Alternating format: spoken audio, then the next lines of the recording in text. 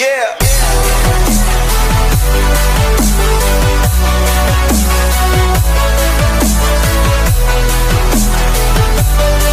Good morning students. આજે હવેથી આપણે આપણા ગ્રામરના લેક્ચરોની શરૂઆત કરીએ છીએ. અત્યાર સુધી જે પણ લેક્ચરની આપણે ચર્ચા કરી, જે કોઈ પાઠ ભણ્યા તે બધા આપણે ટેક્સ્ટના પાઠ ભણ્યા હતા. હવેથી આપણે ઇંગ્લિશ ગ્રામર વ્યાકરણ વિશે થોડી ચર્ચા ચાલુ કરીશું. આજે આપણે એનું પહેલું લેક્ચર લઈ રહ્યા છીએ. આપણો ગ્રામરની બુકમાં પહેલો યુનિટ છે. કોઈએ ગ્રામરની બુક ખરીદવાની નથી. અહીંયાથી હું તમને એક્સરસાઇઝના કે વાક્યોના ફોટા પાડીને મોકલીશ, એ જ તમારે નોટમાં લખવાની છે. કોઈએ ગ્રામરની બુક બજારમાંથી હવે ખરીદવાની નથી. તો આજે આપણે આપણા ગ્રામરનો સૌથી પહેલો યુનિટ એની ચર્ચા કરીશું. અંગ્રેજી વ્યાકરણની શરૂઆત જ્યારે આપણે કરી રહ્યા છીએ ત્યારે આપણે સૌથી પહેલાં એ સમજવું પડે કે અંગ્રેજીનું વિધાન વાક્ય કેવી રીતે બને છે. 3 શબ્દોથી બને છે. પહેલો શબ્દ આવશે કર્તા. કર્તા. બીજો આવશે ક્રિયાપદ અને પછી આવશે કર્મ. આ 3 શબ્દો ભેગા થાય એટલે અંગ્રેજીમાં નાનું એવું વાક્ય બની જાય. કર્તાને ઇંગ્લિશમાં કહેવાશે સબ્જેક્ટ, ક્રિયાપદને કહેવાશે વર્બ અને કર્મને કહેવાશે ઓબ્જેક્ટ. સબ્જેક્ટ, વર્બ અને ઓબ્જેક્ટ, આ 3 શબ્દો ભેગા થાય એટલે વ્યાકરણ અંગ્રેજીનું એક નાનું એવું વાક્ય બની શકે. હવે અંગ્રેજીમાં કાળ હોય છે, જેમ તમે ગુજરાતીમાં હિન્દીમાં ભણો છો.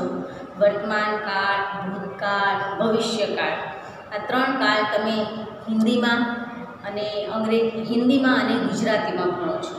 હવે આજે આપણે અંગ્રેજીમાં પણ કાળ શીખવાના છે. આમ તો આપણે સેમેસ્ટર 1માં આ બધા કાળની ચર્ચા થઈ ગઈ છે, છતાં આપણે ફરીથી ડિટેલથી જ આ બધા કાળની ચર્ચા કરીશું. તો તમે ધ્યાનથી આ લેક્ચર સાંભળજો.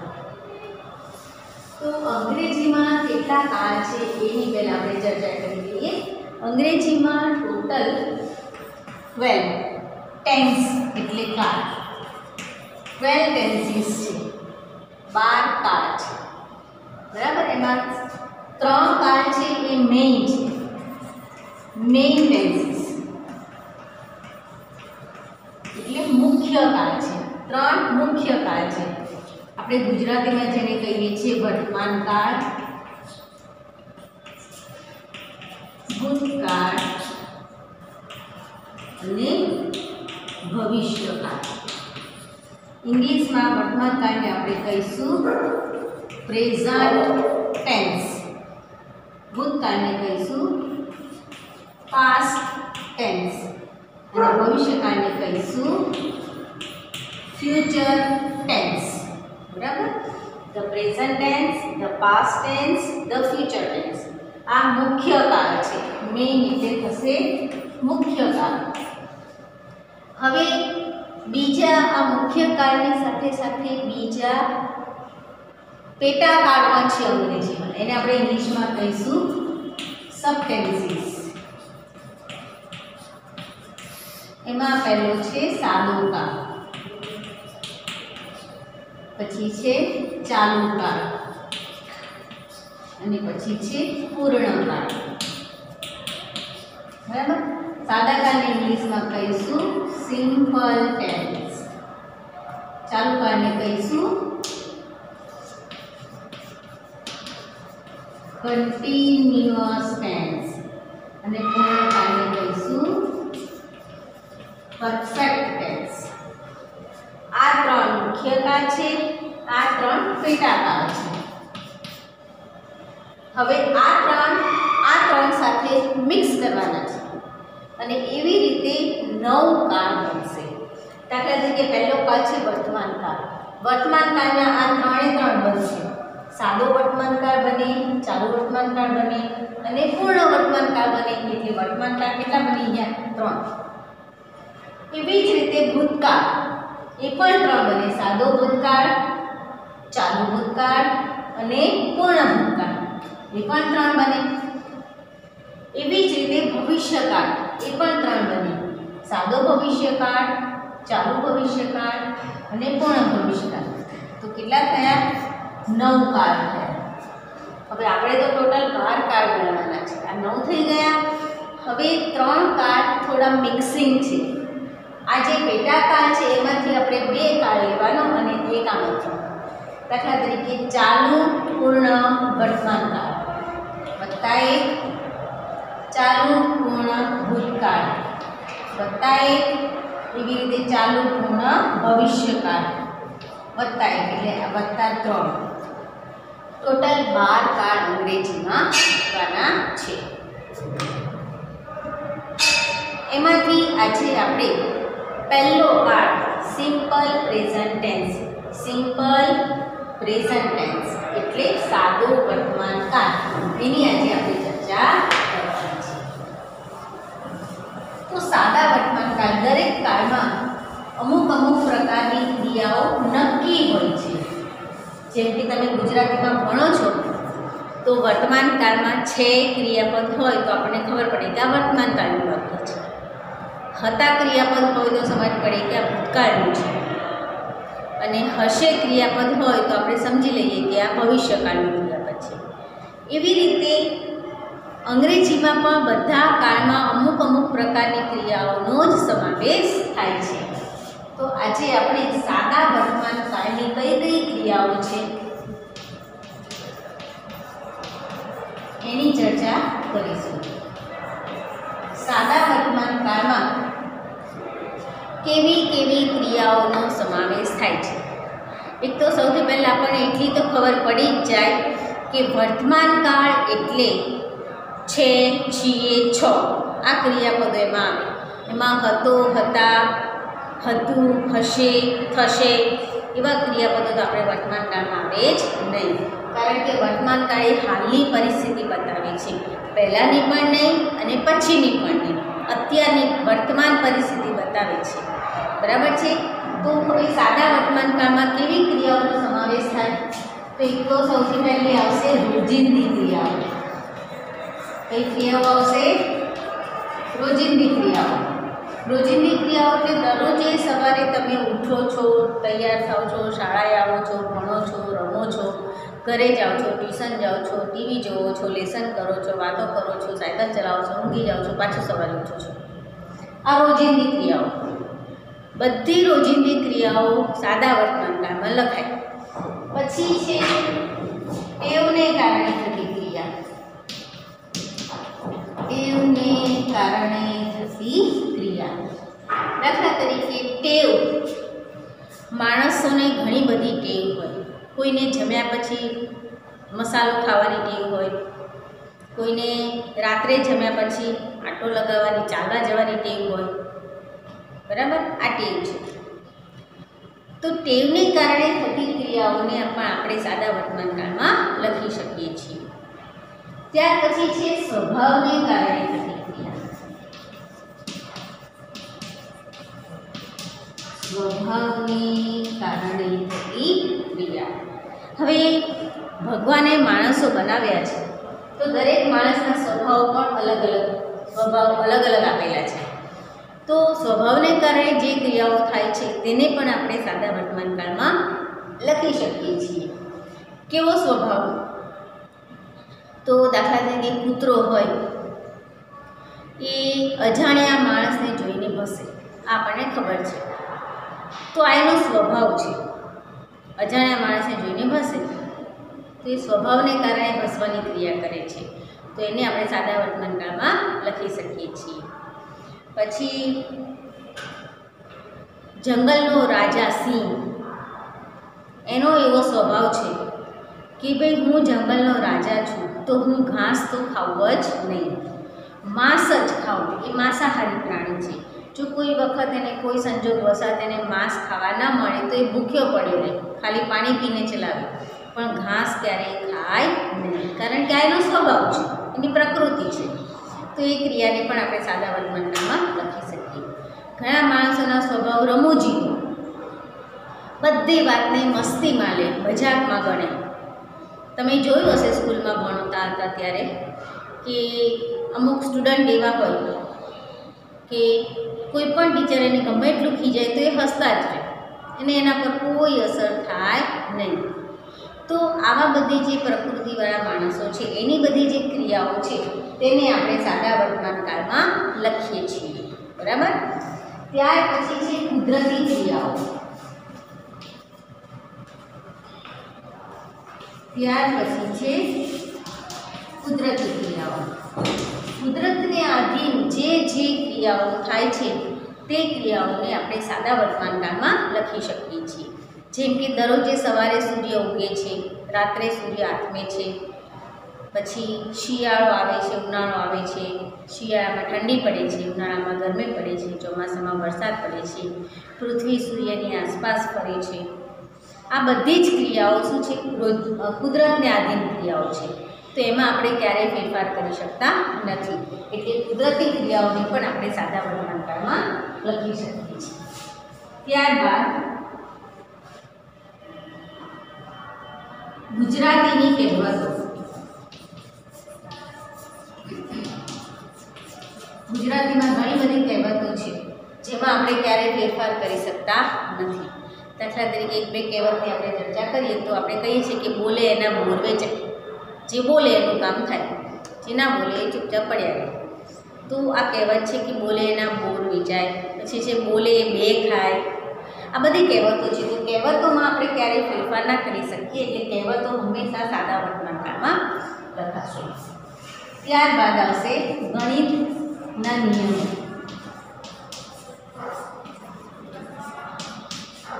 વર્ષોથી આપણા પપ્પા જ્યારથી આ શિક્ષણ ચાલુ થયું છે ત્યારથી બધા એવું જ શીખ્યા છે કે 1 + 1 એટલે 2 થાય. આપણે બધા ઠીક છે, આપણે મસ્તીમાં એક ને એક 11 કરતા હોઈએ, એ વસ્તુ આખી અલગ છે. પણ હકીકત તો એ છે કે 1 + 1 એટલે 2 થાય. તો આ ગણિતનો નિયમ છે. આ નિયમને આપણે ક્યારેય બદલી શકતા નથી, એટલે એ પણ હંમેશા સાદા વર્તમાન કાળમાં લખાશે. ત્યાર પછી છે વિજ્ઞાનના સિદ્ધાંતો.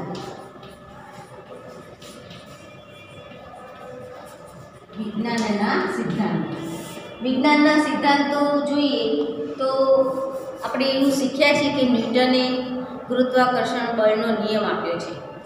એણે એવું કીધું છે કે કોઈ પણ વસ્તુને તમે હવામાં છોડો તો એ વસ્તુ પૃથ્વી પર જ ખેંચાય, પૃથ્વી તરફ જ ખેંચાય. આ પૃથ્વીનું ગુરુત્વાકર્ષણ બળ છે.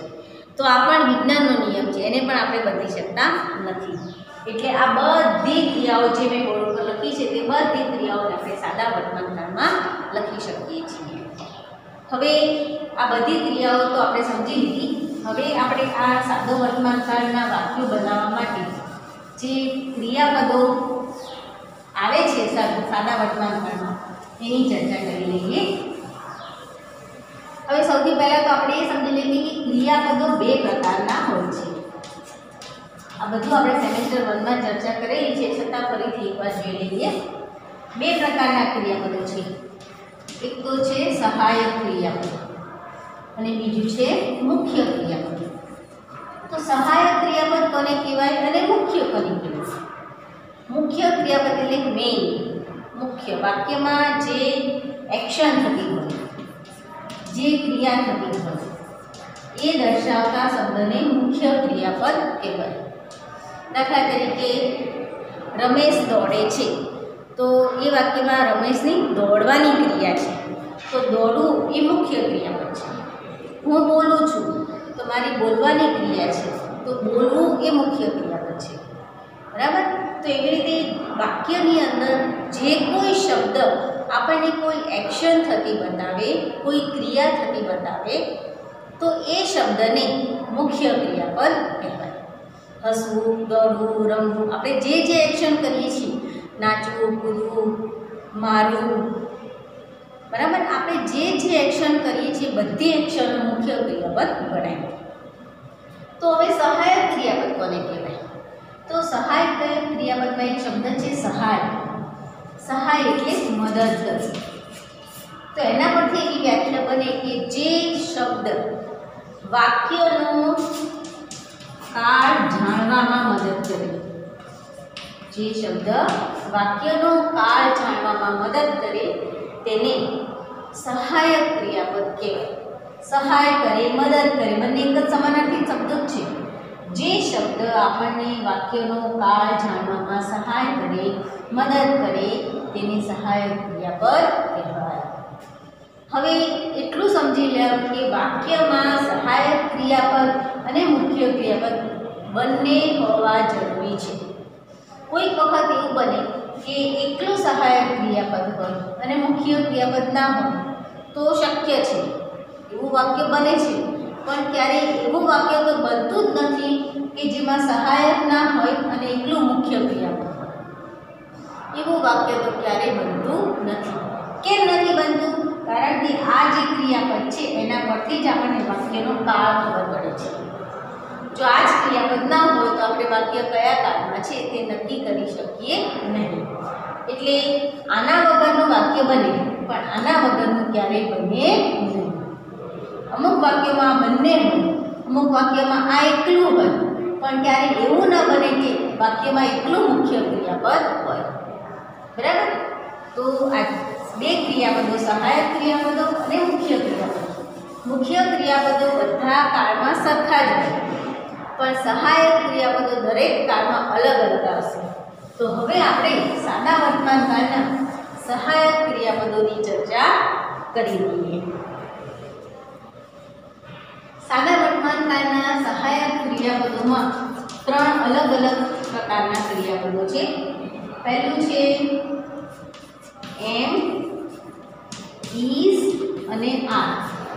આ વર્તમાન કાળના ક્રિયાપદો છે, સહાયક ક્રિયાપદો, જેનો વાક્યમાં આનો અર્થ થાય છે, છીએ, છો, અને એનો વાક્યમાં ક્યારે ઉપયોગ થાય છે? તો વિધાન વાક્ય બનાવવા માટે. વિધાન વાક્ય બનાવવા માટે એમ, ઇઝ, આર વિધાન વાક્ય બનાવવા માટે વર્તમાન કાળમાં વપરાતા સહાયક ક્રિયાપદો છે. પછી બીજા 2 ક્રિયાપદો છે, એક છે હેવ અને હેઝ. તો એનો મતલબ થાય ની પાસે છે. અહીંયા વિધાન વાક્ય એટલે વર્ણનાત્મક વાક્ય. તમે એવું કહો તો પણ ચાલે. વર્ણનાત્મક, જ્યારે વાક્યમાં કોઈ વસ્તુનું વર્ણન કરવામાં આવતું હોય ત્યારે આ 3 ક્રિયાપદોનો ઉપયોગ કરવામાં આવે છે. ત્રણેય સાથે ના વપરાય, 3માંથી કોઈ પણ એક અલગ અલગ રીતે. બરાબર? હવે એવી રીતે હેવ અને હેઝ એનો મતલબ થાય છે ની પાસે છે. એ ક્યારે વપરાય છે? તો વાક્યમાં માલિકી દર્શાવવા માટે. કોઈ વસ્તુ પર કોઈ વ્યક્તિની માલિકી છે એવું દર્શાવવા માટે અથવા સંબંધ દર્શાવવા માટે. હેવ અને હેઝનો સાદા વર્તમાન કાળમાં સહાયક ક્રિયાપદ તરીકે ઉપયોગ થાય છે. અને ત્રીજા સ્ટેપમાં આવે છે ડુ અને ડઝ. આ પણ સહાયક ક્રિયાપદ છે, જે ફક્ત નકાર વાક્ય બનાવવા માટે અને પ્રશ્નાર્થ વાક્ય બનાવવા માટે જ વપરાય છે. આ 3 પ્રકારના સહાયક ક્રિયાપદો છે. પહેલા ક્રિયાપદો છે જે વર્ણન કરવા માટે વપરાય છે, વર્ણનાત્મક ક્રિયાપદો છે. બીજા 2 ક્રિયાપદો છે જે માલિકી દર્શાવવા માટે વપરાય છે, અને ત્રીજા 2 ક્રિયાપદો છે જે વાક્યને નકાર બનાવવા માટે અથવા પ્રશ્નાર્થ બનાવવા માટે જ વપરાય છે. તો આજે આપણે સાદા વર્તમાન કાળમાં કેવા પ્રકારની ક્રિયાઓનો સમાવેશ થાય છે તેની ચર્ચા કરી.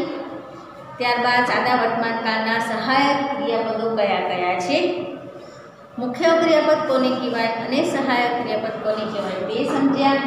ત્યારબાદ સાદા વર્તમાન કાળમાં કયા કયા સહાયક ક્રિયાપદો આવે છે એ 3 ક્રિયાપદોની ચર્ચા કરી. હવે આ બધા ક્રિયાપદોને વાક્યમાં કોની સાથે કેવી રીતે વાપરવાના છે તે આપણે હવે નેક્સ્ટ લેક્ચરમાં જોઈશું. આટલું આપણે અહીંયા લેક્ચર પૂરું કરીએ છીએ. Thank you.